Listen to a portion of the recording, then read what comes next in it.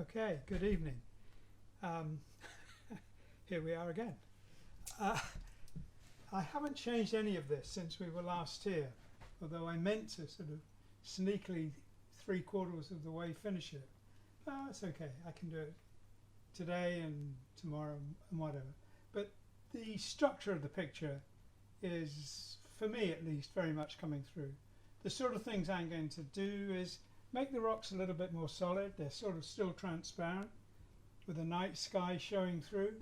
I'm going to add trees and foliage, and probably the first thing I'm going to do is give the impression of this structure being inhabited by putting lights and windows and doors into it.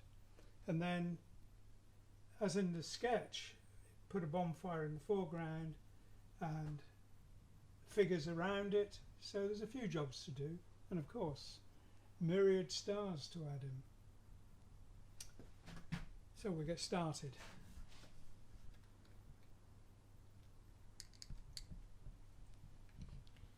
Roger, do you plan out what you're going to achieve in sort of one painting session, or do you work on it as you fancy? Well, when I'm on my own, I plan out what I'm hoping to do, because my strategy is, if I want to do something that I'm going to really enjoy doing, I don't necessarily do it. I save it. So I stop just before that. So I'm excited about getting back to it the next space. So I don't finish everything I have in my mind. But the other thing is, they never take the exact amount of time you want. Some things I think might take me hours, 10 hours say, can take 2, and things I think will take 2 hours will take 10. So it's tricky to plan, really. Yeah. So I do, but it's in the lap of the gods mostly. That's an interesting technique, though. Don't a lot of writers do that? They get to a point where they're just still excited to write a bit more, and that's when they stop so that they'll come back to it. Yeah. The only snag with that is you can be really excited about this bit that's really been on your mind, and then you get that, what the hell was that now? That happens. Oh dear. It's not that it goes for good, but it might go for half an hour and come back in a different language.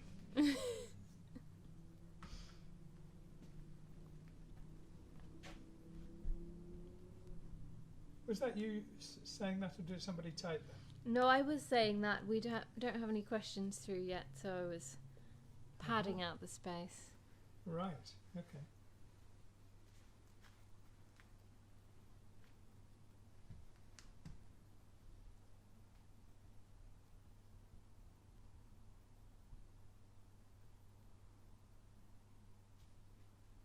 I'm being more careful. I'd like to be looser with this at this stage, but because I'm painting something that's is relatively small, i.e. the windows, I'm being a little bit careful.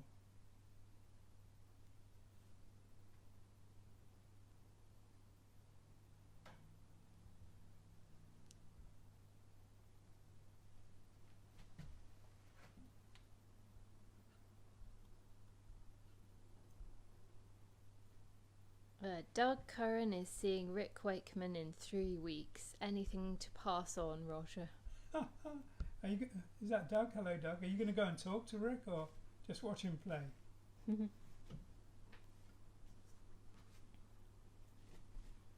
What's the plan for the stone bits showing through to the stars, lighter or darker tone? What's the The plan for the stone bits showing through to the stars? I have no idea. I didn't even know it would have had a term. It's probably, in traditional painting, simply called incomplete.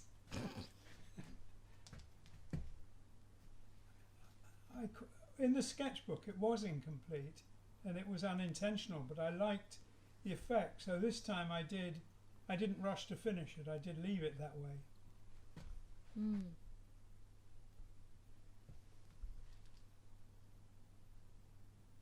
Oh, Doug is seeing Rick in concert, but he's also meeting him before the gig. Great. Lucky Doug. Yeah. Well, what can I say? Just say hello for me.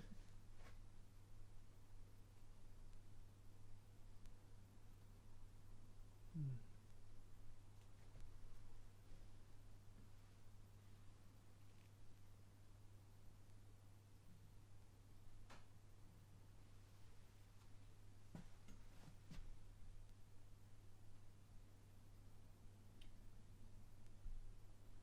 If I was painting, excuse me a second, I'm going to come back.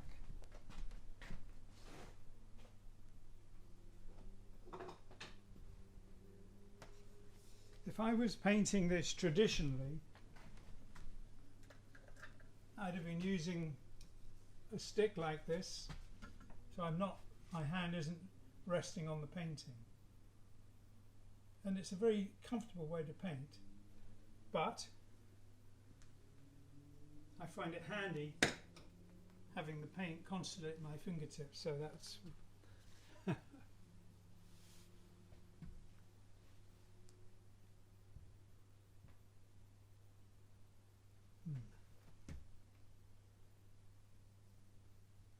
When you say traditionally, how far back does painting with acrylics go?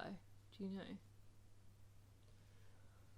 well, it's modern, really. I mean, we're talking, it was, I don't know when painting in acrylic became widespread, but it's post-war. It may have existed before, I don't know, but it wouldn't have been widespread until, you know, the last 50 years, really.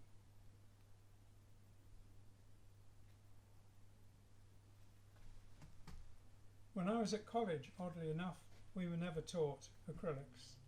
We were taught watercolours and opaque watercolours, which is called gouache, and oil painting, which of course we weren't taught because we were design students. Sadly, because I'd have loved to have been.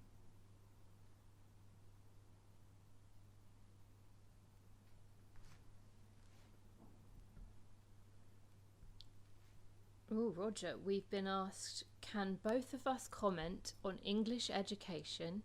It seems like children are truly endowed with the notion they can achieve anything. Are they truly endowed with that? No, I think there's the sense in kind of recent times that every child is told, you know, they can be the President of the United States. Well, we can sort that out. You can only be President of the United States if you're born there. You can be a senator, though, if you're not. Arnold Schwarzenegger could be a senator, but he couldn't be president because he wasn't born in the States. He was Austrian, I think, Austrian birth. But the idea that you can be anything is a very good idea, but there is a proviso. The proviso is, it's not gifted to you, it is a consequence of your own efforts. And if you don't make the efforts, you know, the anything might be a long time coming. I think that's the important point, isn't it, that nothing is gifted to you, and that the best thing you can do growing up is to find something you're passionate about that gives your life purpose and hopefully serves others as well, rather than just being self-serving. Well, that's a big hope for kids. I mean, I never really knew what I was going to do till I ended up doing it.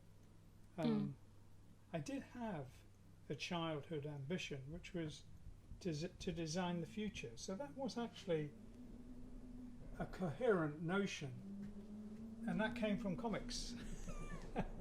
But I also love the idea of natural history painting, which I wish I'd done.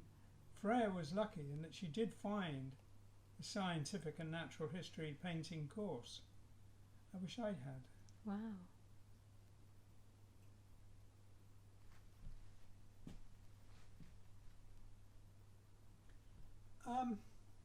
I don't know a lot about education in England now, currently, in terms of general education.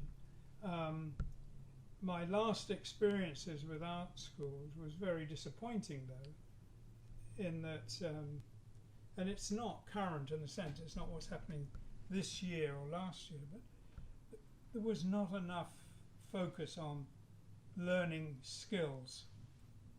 Skills, when I started art school, they were paramount. Well, they were side by side, let's say, with creativity, but they had the intelligent notion, and it wasn't an intelligent notion, that creativity came, that the expression of creativity required that parallel development of physical skill. But later on, and when I say later on, very early on in my career, in 1961, art schools abandoned the idea of physical skills being important, and they left, well, they didn't even teach creativity. They kind of left you to stumble around and find it, which was a pathetic abandonment of responsibility, really. And that's lasted, well, it's lasted pretty much up to now, and it's clearly a failed system.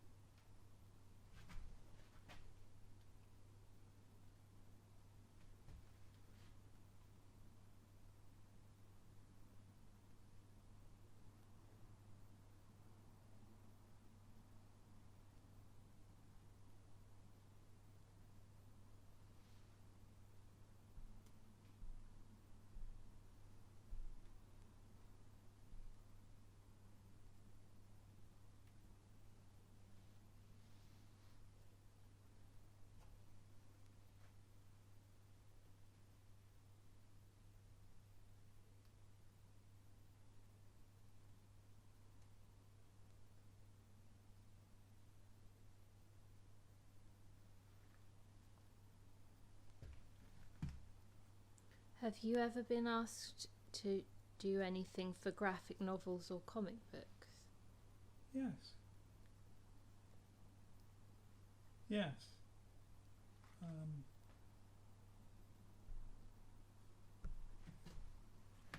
I don't think anyone would ask me to do a comic, but a story, I have been asked if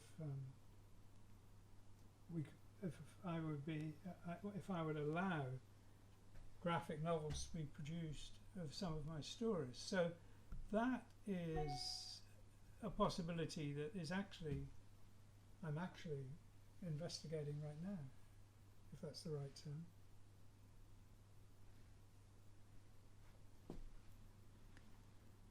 One of the things I do think about comics, though, is if an artist has the imagination and the ability, drawing the incredible pressure of drawing a lot of comic strips every week, you know, whether even if it's a page or 2 pages every week, is a fabulous discipline. You know, it teaches you an enormous amount, but it's very hard work. Do you have any favourite comic book artists? Well, the two that were, to me, when I was a kid, that completely blew me away. First was Frank Hampson, because he did Dan Dare in the Eagle comic, and that, to me, as a child, was magical. It was just incredible. I loved it. But coming alongside and doing stories within the comic was another utterly brilliant artist called Frank Bellamy, 2 Franks. Now, Frank Hampson did the cover and the first page, the Dan Dare stories, and he had a small team of assistants. So he was working with people who were both doubling as colorists and inkers and models. Frank Bellamy pretty much did everything on his own. So And yeah, they were both incredibly good. Sadly, both have died a long time ago. But there are books out there by both of them. If you can find them, they are amazing.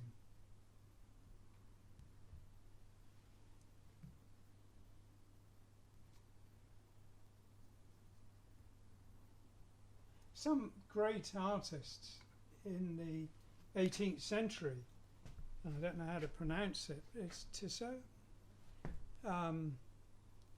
He famously painted lots of society paintings of people on boats and things like that.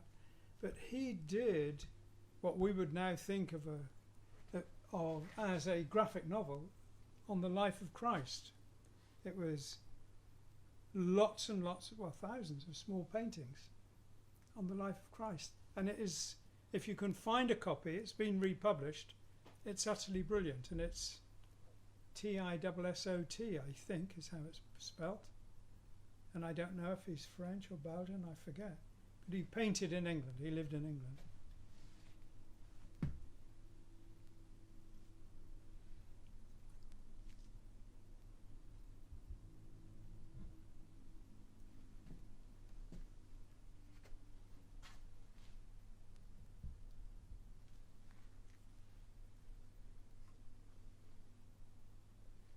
What's the average canvas size you paint on? Well, the most common canvas size that I paint on is 6 foot by 4 foot. And I think this one is fairly common. It's 80 by 120 centimeters. So I mix imperial with metric. But nowadays, all the 6 foot by 4 foot canvases I work on are specially made because I can't buy them off the shelf, as it were. I used to be able to, but not anymore. So I get them specially made. Not in huge quantities, sort of 4 at a time.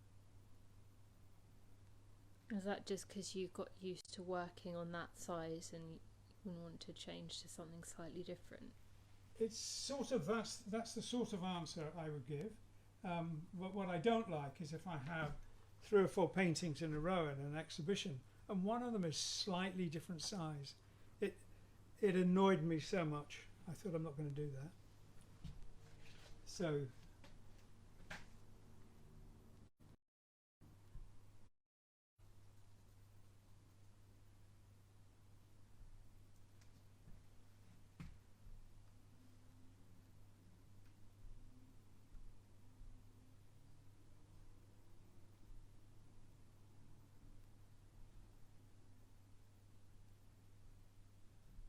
I'm painting these windows and I'm thinking that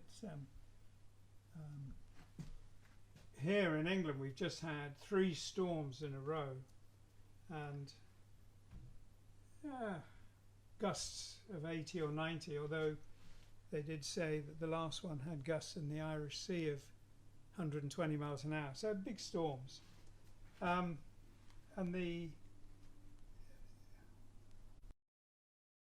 I was interested. Sorry everyone, we got booted off the broadcast because of lack of signal, but we're back. I think they were keeping an eye on you, Christabel, making sure you weren't using bad language. Oh, everyone's keeping an eye on me. Got to. Right. So where do we stand now? We're on and we're live again. We're on and we're live. I don't know where we got cut off. You were saying some really interesting things about the house, so I hope people heard it. No, I was saying about the exhibition at Trading Boundaries. You were also saying about the exhibition about Trading Boundaries. Well, I can repeat that bit. The exhibition at Trading Boundaries is going to be relaunched with new pictures and stuff, and that's going to happen in a couple of weeks, and we'll announce the exact dates and everything, I think, this week, possibly even as early as tomorrow.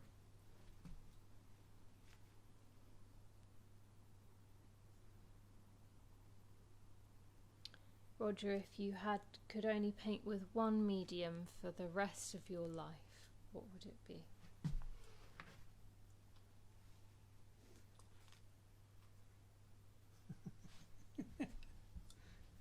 If I could only do one kind of art for the rest of my life, I'd build buildings. But I wouldn't like that, because I do like, you know, trying different things in different medium. Acrylic is a kind of general workhorse system. I can do pretty much anything in it. I can do transparent washes like watercolor, and I can paint it solid and opaque, and I can build up layers of glazes, which is amazing, because you can't do that in oil so effectively. Oh my gosh. Oh dear, it's all go here. I'm going to ignore that, Yeah. but I don't know how to Do you want me to? silence it.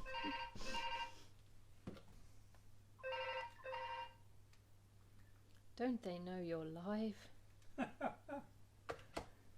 might just come back again, I don't know. Do you want to give it to me? What are you going to do? Press green and then red? Yes. Can people see us, by the way? Are we getting any? Oh yes, we're back in the zone. Good, good. So do you do anything additional to add texture to the canvas? What like? I don't know. How do you create the texture? Oh, okay. I put the primer on with a roller, and it gives it a really nice texture that's random rather than geometric, like the grid of the weave of the linen.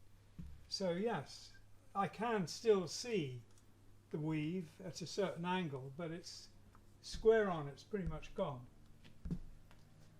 I think I could have put a few more coats of primer on, then it would have gone completely.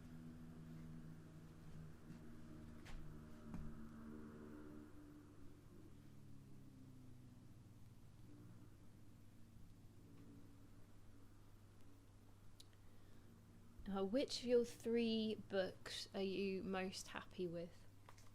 Well,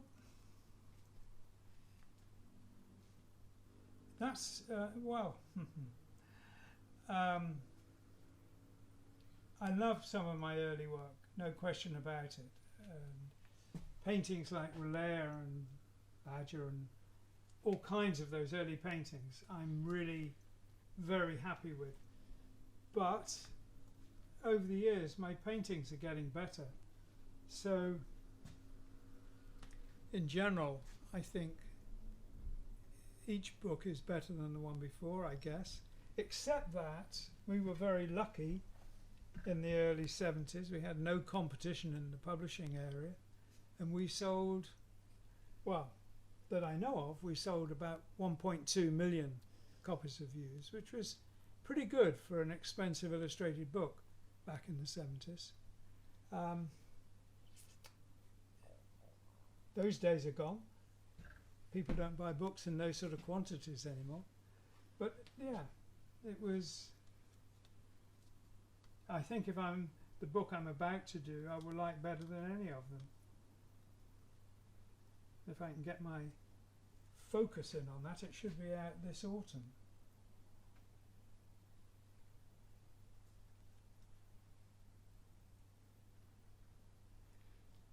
Do you have any furniture projects on the go? That's another one that's interesting. The answer to that is no, but I have been considering it and have been planning it. So that's a maybe.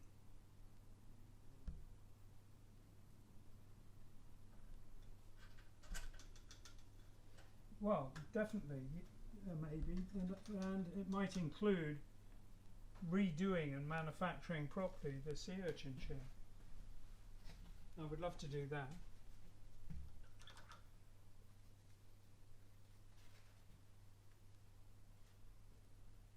What's your favourite furniture piece that you've created?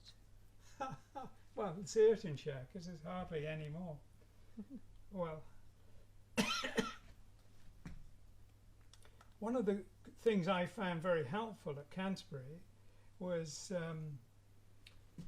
when we were design students, we had to pass a craft exam, City and Guilds at higher national level, in a craft subject like silversmithing or cabinet making or something like that. And I don't really remember the reason, but I ended up doing cabinet making. So that involved designing and making furniture. It was an interesting thing. It wasn't what I wanted to do for a career, but I did enjoy doing it. Excuse me.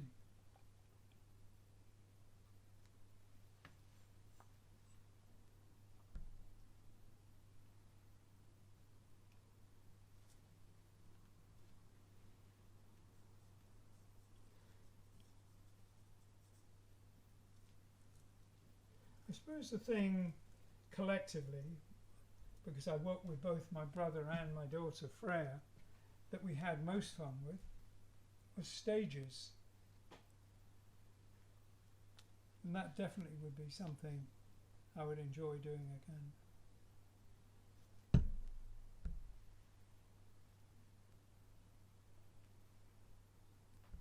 Will the secret path be a mix again of paintings and architecture designs, etc.? It will, but there will be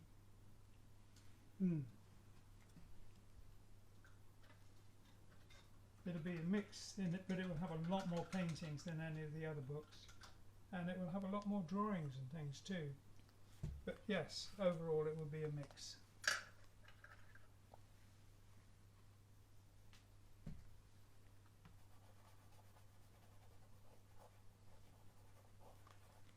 So what I've just done there is painted something and decided it looked okay, but it was the wrong size, so I just removed it. It's as if it was never there. Well, sort of, yeah.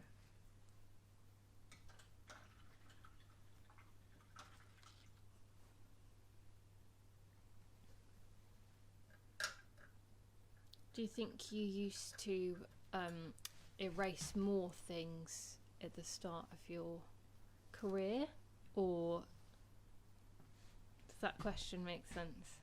It makes sense, yes. And what I would say about that is very interesting, and that is that we were taught as a discipline to draw but never erase.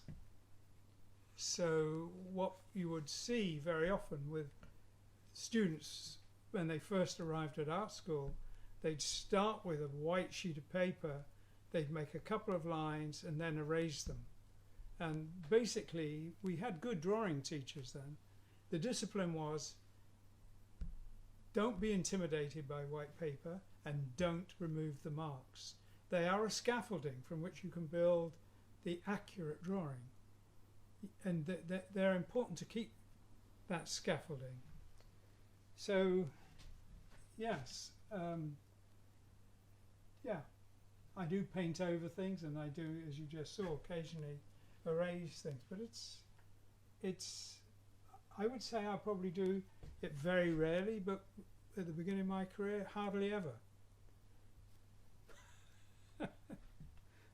The only time where it became commonplace to erase was if I did a drawing that I then inked, and the drawing would make the ink look out of focus. Excuse me. So then I would erase it. But that wasn't because it was wrong, it was because it was cluttering up the crispness of the final image.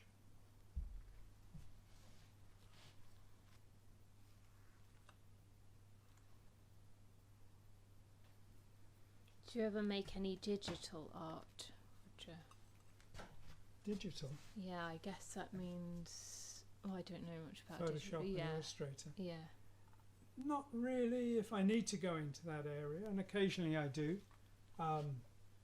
Every now and then I've worked on changing the shape of the finished painting for some purpose, but the painting has stayed the same, but we've changed it digitally. I use digital tools more now for things like lettering and graphics, and I say use it, but actually almost always I work with other people. My brother a lot, Mike Innes of Mike has worked with me on, I don't know how many album covers, but a lot, and he's brilliant. Yeah, yes, I work with others mostly when it's digital, mainly because they're way better at it than me. I suppose it's a whole art in itself, isn't it? It definitely is. Definitely a skill set as well. But it's an interesting combination of skill and intellectual discipline.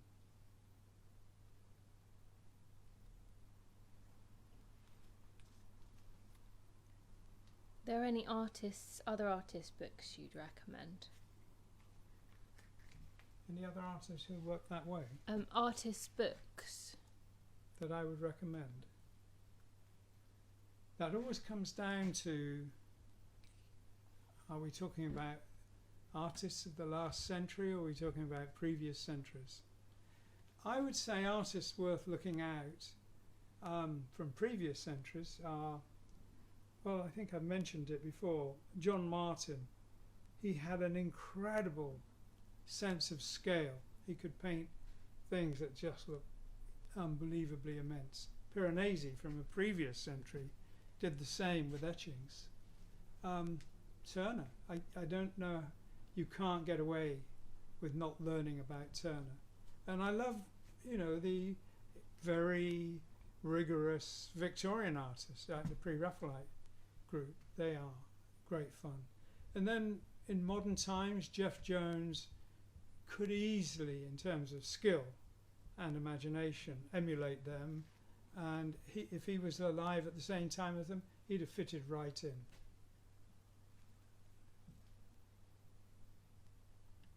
I loved all those psychedelic artists from San Francisco in the 60s, Kelly and Mouse, Rick Griffin especially, Victor Moscoso, all people you should check out. I should make a list, shouldn't I? Yeah. Artists to check out. I'll do that. Sounds like there are plenty. Yes, there are. There's other artists who are very impressive and worth checking out, if both books and films about them. Drew Struzan is one. Ian McCaig. Ian McCaig is a fabulous artist. Alan Lee is a fabulous artist.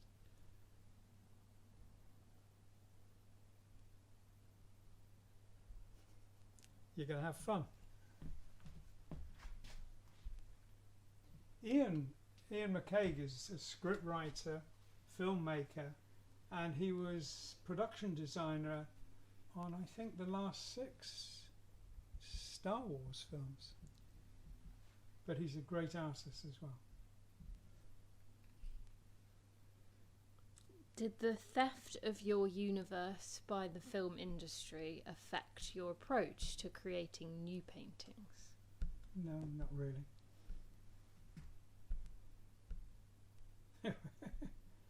Affect my temper, not my approach.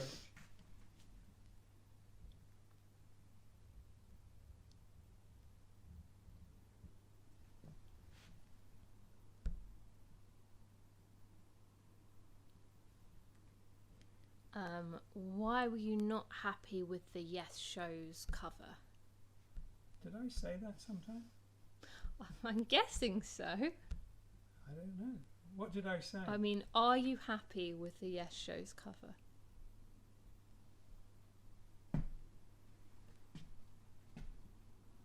Interesting question.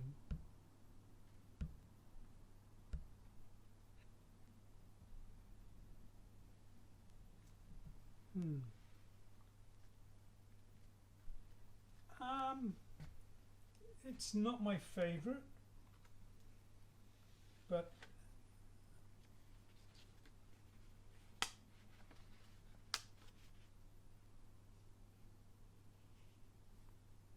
I don't know what I can add to that, really.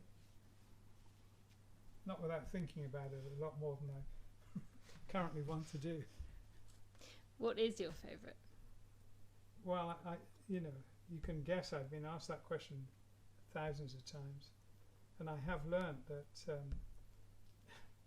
whatever I say, it'll change. So I'm going to get trapped by whatever I say. So I might as well say it'll change tomorrow and next week, and it'll change in an hour. It changes all the time. But up amongst my favourites, Relaya has been consistently. Pathways from Yes Songs has been one of my favourites. Tales, yes.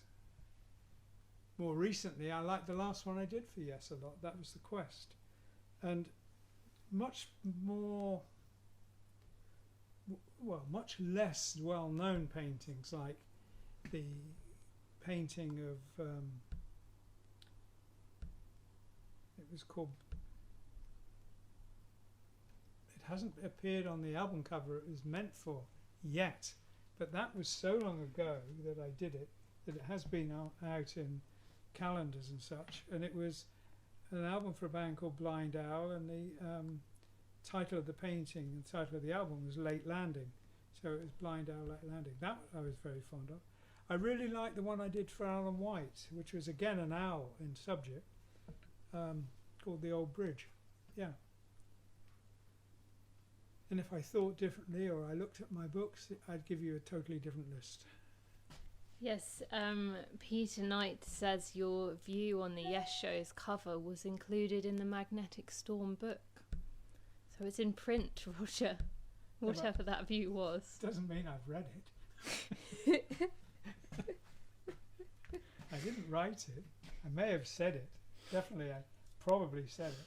Who did write that? That was Colin Greenman, wasn't it, who did the text?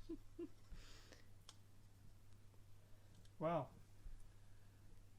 I'm getting the sense here that artists can change their mind. God, yes. I started at art school in 1961. That's a long time ago. If I didn't change my mind in that time, there would be something wrong. Yeah.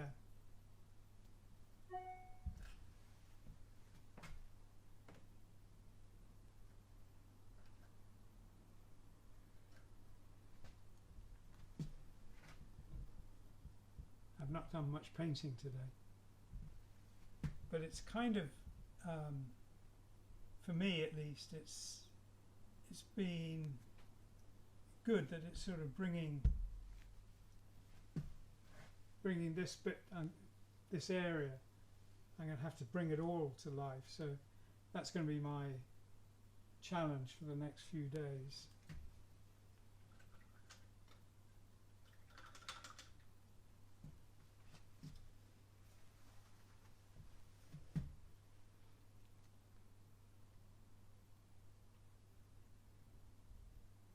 I should have read that book, but even if I have read it, which I can't remember, which I must have done at one point, I must have proofread it at one point, that would have been not far short of 40 years ago, so it's still quite a long time ago. I think you're allowed to change your mind in that time. It's time enough to lose your mind, let alone change it. Yes. Yeah. No, I think for some things, yeah, you have to change your mind. You have to keep alive and thinking about things.